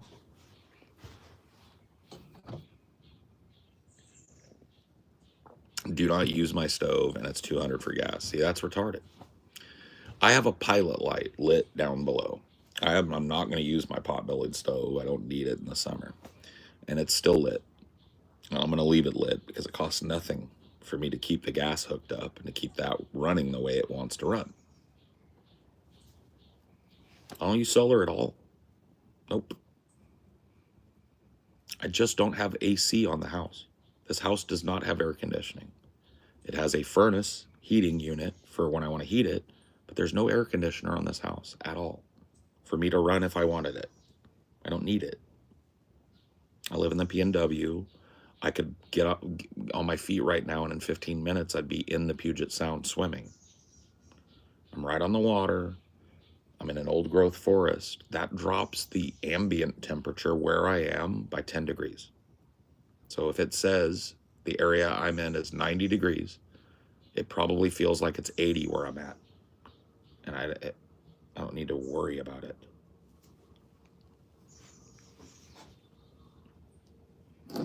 No. I'll tell you what I do. I have box fans. In the morning, I run them all night. So as soon as the sun, I get in the gloaming, is what I call it, when the sun starts to go down behind these trees. And I'm not getting direct sunlight on the house anymore. And the temperature ambiently around the house is cooled about 5-10 degrees. I open the house up. I put box fans in the windows. I put them on high, and I leave those on all night. And it gets downright cold in the house. But what I do is I wake up at a certain time in the morning, usually 7, 8, or Amelia does. One of us does, right? Take the fans down, button up the house. Close your fucking windows, close the shades, so that sunlight's not baking into your house. And then your house is fucking cool all day. Plus, I have a split level, so if it really does get hot up here, like yesterday, it was 90 something here, 92, 93. And so it got a little warm, so we both went down into my content dungeon. And we were chilling down there. I've decided now I'm gonna get a little couch and a TV for down there because it's like 10 degrees cooler down there ambiently because it's underground. Well, half underground. If you know what a split level is, you get it. But I call it the content dungeon because that's all it's used for. I guess laundry. There's a laundry room right off of it. And I park my car in the garage that's next to it. But no, it's the content dungeon, dude. I know, Sam. I was trying to explain that to them, but like, Cali, people don't know Cali. It's like 102, 103 in Fresno, and then by the time it's midnight, you're lucky if it's like 88, but most of the time it's like 92.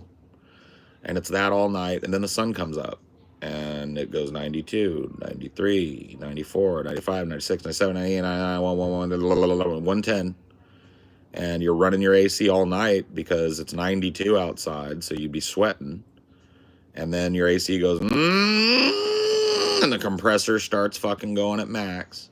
And your power bill, your power meter starts going like, it's cold in Northern Cali. Well, I'm way north of Northern Cali. I'm in the PNW, friends. I'm right off the Puget Sound. So I'm lucky. But I picked this area for that. I picked this area because I knew even if there's a heat dome, this is going to be a better place to be than in the city or across the Puget Sound in Seattle or up north in some of the little smaller towns between here and the Canadian border, right? Because I'm right on the sound. Like I said, I could walk for 20 minutes and I'd get to the sound here.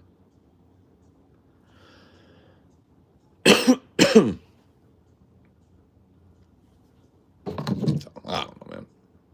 Is what it is. Ease what it is, man. I guess.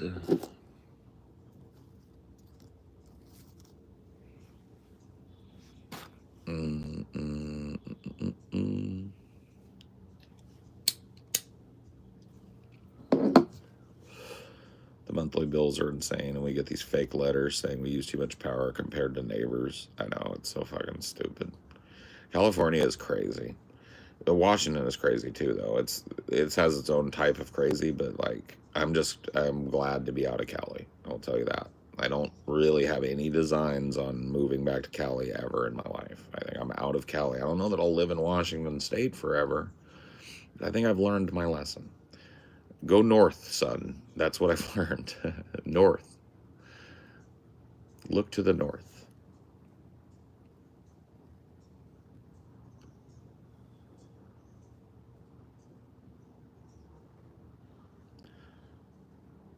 Yeah. For just our home, it's $7K just for that and the bill. That's fucking... Sam, that makes me want to fucking puke for you. That's insane. Are you guys like... Have you guys considered maybe moving out of fucking Sandy and like somewhere that's not that? Because that's wild, Sam. I mean, I know you guys make good money. You're bougie as fuck, but like that's a lot of obligation per month just for your house.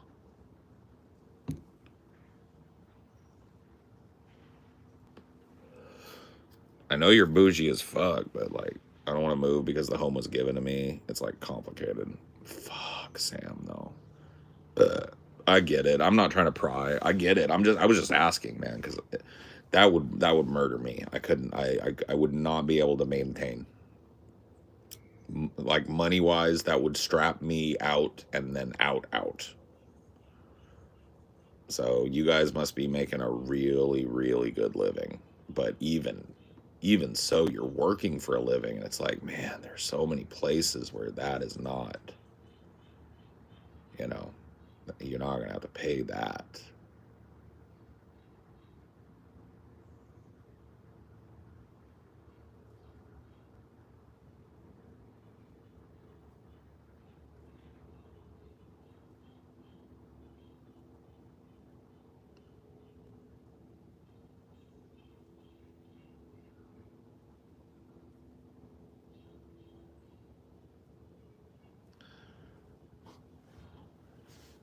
There's a beam of sunlight over here, and I can see little bugs, mosquitoes, or whatever they are, flying in it. I just having a look, and a little sparrow or something swooped in like a fighter jet and clipped one. And I'm hoping he's going to use that little spot because it's so easy to see them, even for me. I was hoping he was going to come back and do it again because I love catching little moments like that. I have this feeling sometimes that those little moments happen just for me. I had that feeling since I had this experience at the beach one time where I have this ritual of mine where I go to Pismo Beach in California and I just walk out at sunset into the beach, into the water, and I get about neck deep. I'm still feet on the ground, but I'm shoulders and neck out maybe, right? And I like to be there and I let the waves hit me and shit. That's part of it. And one time I was there and it's just like the way that the sun sets over the Pacific Ocean is it lights it on fire, right? So it makes you be able to see detail that otherwise would be lost because it's getting dark. And I saw the waves out farther than I could go safely, right, where the rip tides are, where I'm not going to be able to touch bottom, and I'm not strong enough swimmer to get back, right? I'm looking out there, and I see this wave cresting, right? I'm watching that, and I'm just standing there, kind of like every once in a while the wave hits me, and I just kind of shake my head, and I'm looking, and all of a sudden I see this pelican, right? And he's skimming the crest of one of those waves with his little pelican beak open. So, like, you know, when I'm talking about, you got a cresting wave that's breaking. This pelican was skimming the waves, right? And he had his beak open. He was way out, but I could see him, right? His beak open, and he was skimming the water, like getting fish out of it, maybe getting krill, getting shrimps that were being pulled up. And I had this immediate realization as I was watching this pelican do his thing. I'm the only human being on the planet that witnessed that. That was for me. Like, not as, because, you know, I'm out on the beach, it's night, it's cold. And, you know, nobody saw that on this whole planet of pushing 8 billion people. I'm the one human being that saw that. If you think about that, that happens to you every day, but I never thought about that until that pelican. And now when I see something that I know nobody else saw, I get that same rush of like, that was for me. I mean, it wasn't for me, but if it was for anybody, it was for me. Because nobody else saw that. And nobody else ever will. That was a moment in time that is gone. Seared into my memory, but nobody else can throw their arm around me and say, yeah, I remember that pelican. Not one human being on the planet was aware of that pelican. His existence was unknown. He was just an animal in the state of nature, and I happened to catch him at a beautiful time of the day where the sea was on fire, and the pelican skimmed the top of that wave, and I was the only human being that saw him. And that is so special to me. It changed the way I think about myself and nature and my interfacing with it and where I fit on that scale, and the fact that I am even on that scale. Because here I was, too, shoulder deep in an unforgiving and punishing ocean. I was well past the point where a riptide could have really messed me up. But I'm a strong swimmer, so I was safe enough. But I was at the mercy of the ocean in the same way that that pelican was. Right? That force connected me with that bird that didn't know I existed, and I'm the only person that knows he exists. Crazy.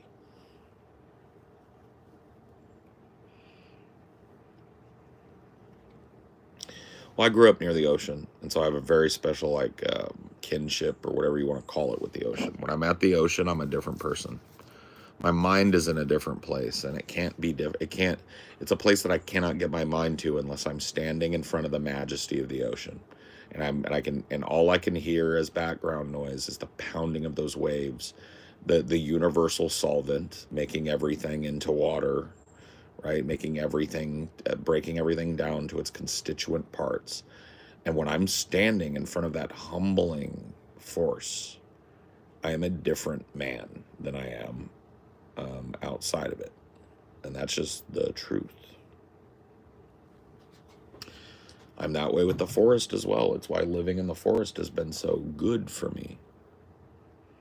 All right? Because when I'm not surrounded by the cacophony of engines and people that make up, cityscapes or valleyscapes or stuff, when I have a place like this where I can hear the gulls and the owls and the birds,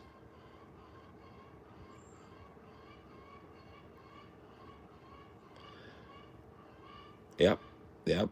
Pismo Beach in California, well, that whole walk of beach, Pismo, Grover, Oceano Dunes, is a great place to find sand dollars. Live sand dollars, the recently dead kind of calcified sand dollars that are whole.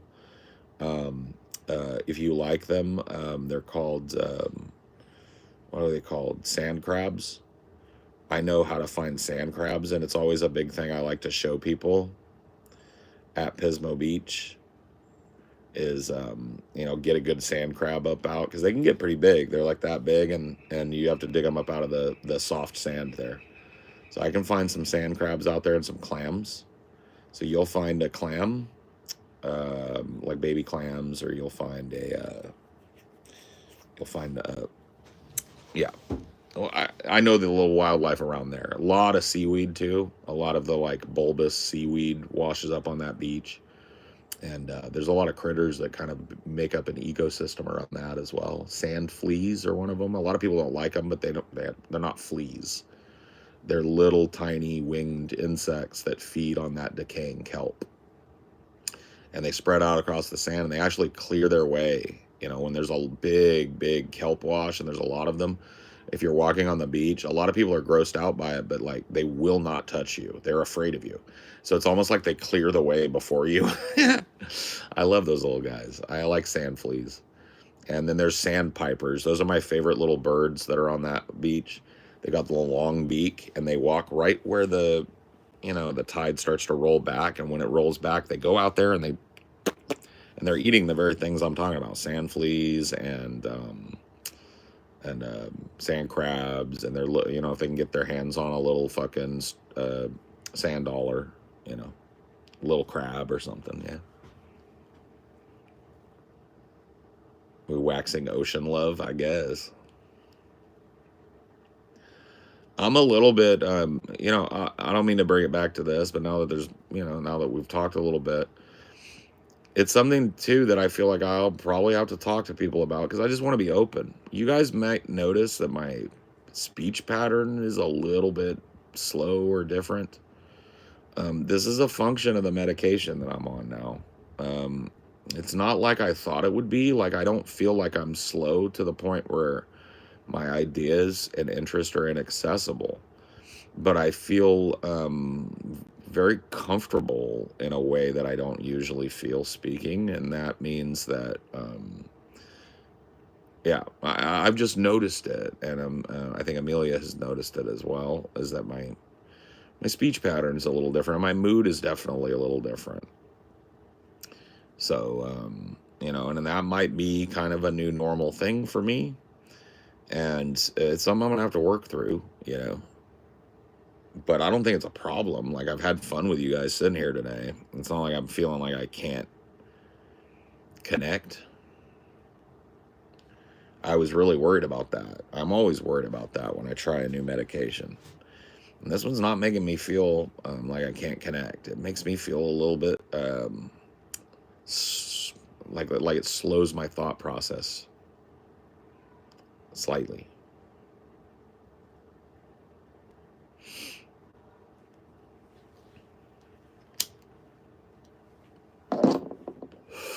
Typically, when I'm doing a show like this, I've got a billion little strands of possible conversation rushing through my head. And, like right now, I'm talking about this, and there's not all this competing noise. And so I don't feel the need to like rush out.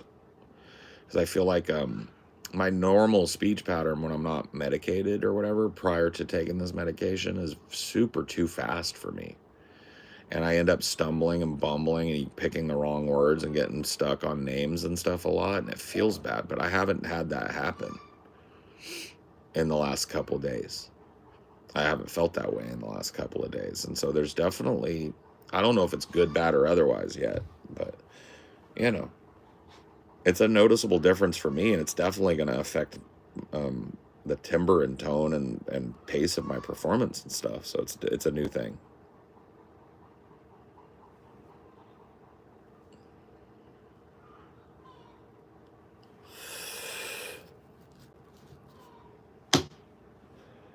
Well, I don't know, Ricky. Like I said, I'm not trying to like, ugh, but this is the drug that I'm on is one that works right away, right? It doesn't. It's not like a Prozac or a SSRI type of drug where it takes months to build up or a month to build up and really start seeing benefits. This one, when you get on it, it hits you right away. And so I'm trying to keep like track of how I feel at various parts of the day. It's like, okay, I know what being stoned feels like, right? Obviously. You guys watch me sit here and smoke weed all day. I smoked a joint this morning. Um, that's not enough to put me loopy, right? It'll get me a little pleasantly high, but I'm loopy. Not loopy, but like there is definitely it's adjacent to highness. It's kind of like that's how it feels. It starts in your gut and it kind of and it's a nice floaty, it's a little floaty. It feels a little bit floaty. So I don't know, man. Maybe you're right. Maybe it is me processing my thoughts a little easier, or maybe it's like I said, it's too early for me to call, but that is something that I have noticed and that Amelia has noticed as well. So it's interesting. I don't know. Like if it becomes worse, I may not be able to use this drug even if it does help me, right? I don't know.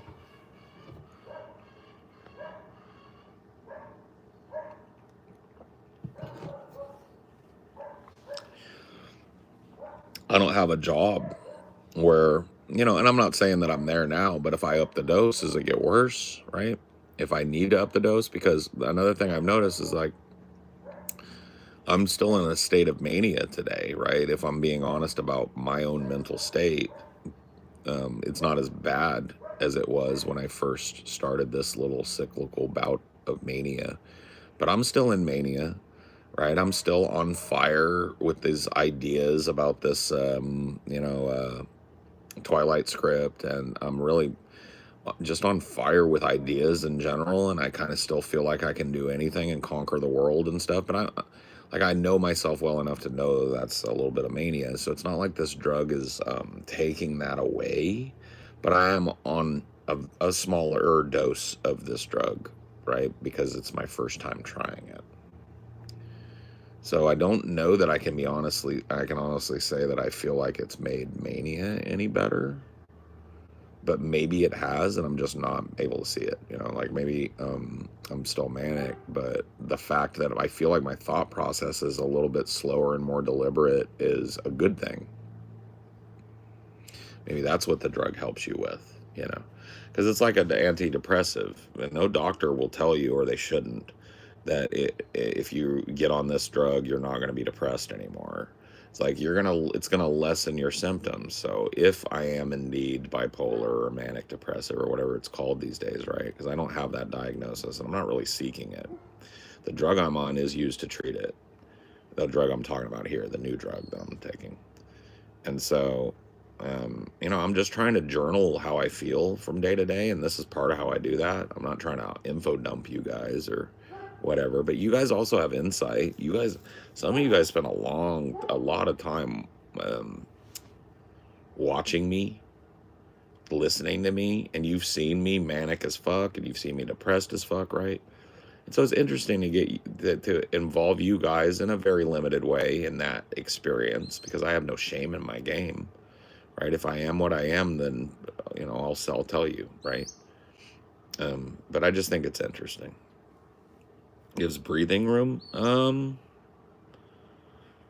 Yeah, maybe. I haven't thought about it like that. See, this is why I think it's interesting. Cause yeah, maybe that's what I'm perceiving as slowness, a little bit of slowness. Maybe it's just because I'm so used to it being, because it really is up there, man. I've told you guys that before. I have an unquiet mind. And my mind is kind of quiet. Not quiet, but it's only filled with this moment right now. It's not, you know? So maybe that's it. I'm not good at identifying different states in people like mania or depression unless you're just overly invisibly sad. Yeah, that's true. Yeah, no, I don't expect all of you, but like you in particular, Ghoul, have watched me probably more than a lot of the people in here. I mean, Otello too. And it's like there are times when I'm just, you know how it is, where sometimes Paul's real like, and sometimes Paul's like, can't stop, and super engaged and loud and happy and emotive, and then sometimes Paul's right in the middle of that, right? So you're seeing it, you don't denote it as what it is, right? And neither did I, to be honest with you. I didn't start thinking about this until Amelia started talking to me about it, because she noticed a pattern to how I was. And I was not offended by it. I was like, oh, holy shit. She started telling me specific instances, and I was like, trying to shoot holes in it, right? I was trying, no. Well, yeah. And then she started going through stuff with me, and then I went to the doctor, and then that's what it was, right? Doctor would listen to what I said, ask me those questions, and was like, yeah, I think we'll start you on treatment. Sounds like, I can't diagnose you. We'd have to do a whole lot more tests, and that's a whole insurance thing, but like, and doctor said, yeah, it sounds like plausibly that's what you're dealing with. Let's try you on this drug. So that's where I'm at. And I'm trying to keep a journal of how I'm feeling and what my thought process is.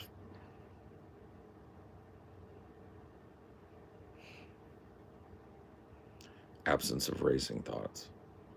But I don't have personal experience with mental health issues. Yeah, no, that's fine. To that point, that's why I explained to you, when you see different Paul, right? When I have a day where I'm just like, whoa, I'm real into it, and I'm like, it's not a bad thing. It's still entertaining, and I'm still me there, but I'm definitely having a little mania thing happen, right? And I feed on that as a performer.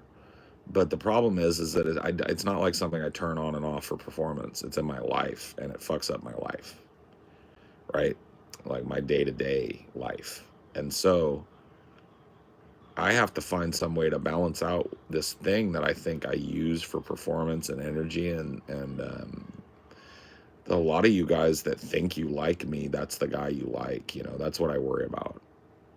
And I'm at a point in my life where I've gotten progressively worse, and I need help. I need a medication that'll help me with whatever this is I have. It's not bipolar, whatever it is I have, I need help.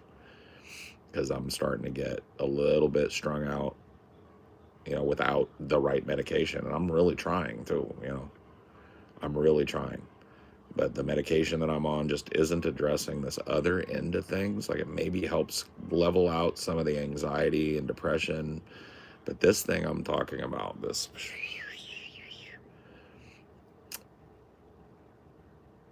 as much as I may rely on that for my persona and my performance, I'm at a point in my life where I can't allow it to go forward, because it's going to hurt.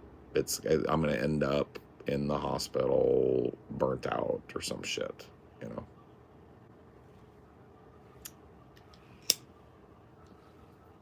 But it's an odd place to be, right? It's an odd place to be as a performer, and I know that whatever this thing is, whatever, if it's bipolar, whatever, that it's something that I've learned to harness in my performance, and I take that mania and I put it out there, right? I harness it and I put it out there, and I do a funny bit, or I create a funny character, or when my mind is wandering because I'm racing too much, I find a way to connect with what I'm making, right? In an improvisational way. And I've learned how to do all that. I don't know how to do that when my brain isn't racing. I don't know how to do that when I don't have access to that, right?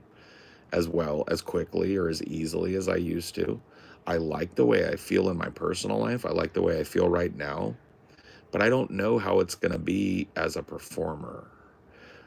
The thing that gives me hope is that the script I'm writing is super dynamic and funny. So I think it's going to fuck me up. I just think it's going to slow me down a little bit, and maybe not in a bad way. Maybe I'll be a little less prone to like these spikes of saltiness. I don't know. That's not what my aim is. My aim is to feel okay, and to not get worse and worse and worse, and not even try and help myself, right?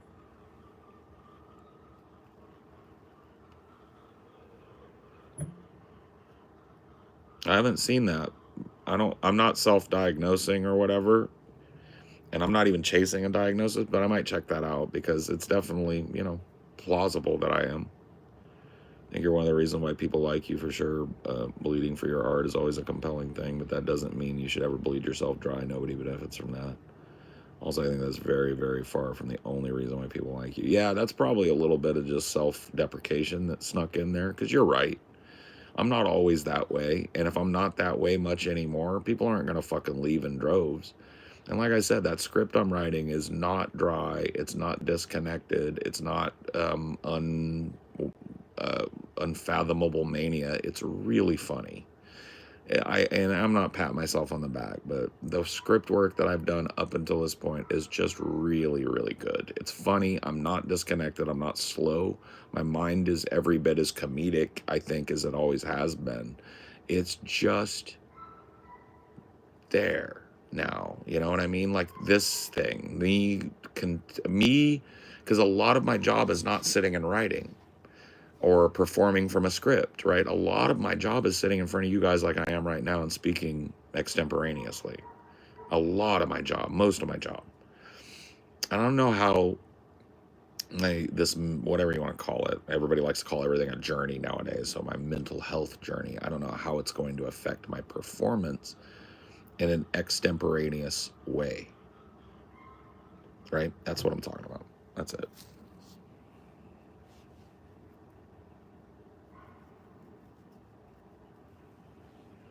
Always, I think stability is better, or at least for me right now, I need it, because I'm, like I said, I'm not trying to say I was like on the ragged edge or anything, but like I could see not to share too much. I have a very close family member of mine that has bipolar, a blood relative of mine, and that person, I love him to death. But as he's gotten older, he got really worse. And around my age, he got worse. His bipolar got worse. And I feel it happening to me. That doesn't mean that I'm going to become this person in my family. I've had that explained to me. But the fact that it runs in my genetics and the fact that it's expressing itself, if that's what it is, at the same age, and it's very predictably gets worse around my age and stuff, if you understand it, then I'm worried, because my family member that I'm talking about kind of requires caretaking, you know, and if that's what I am, then that's what I am. But man, I want to hold on as long as I can to being able to do things, and I want to hold. If it's my future that I'm gonna start to really lose my grip a little bit, and then I want to have my grip for as long as I can. That's it, right?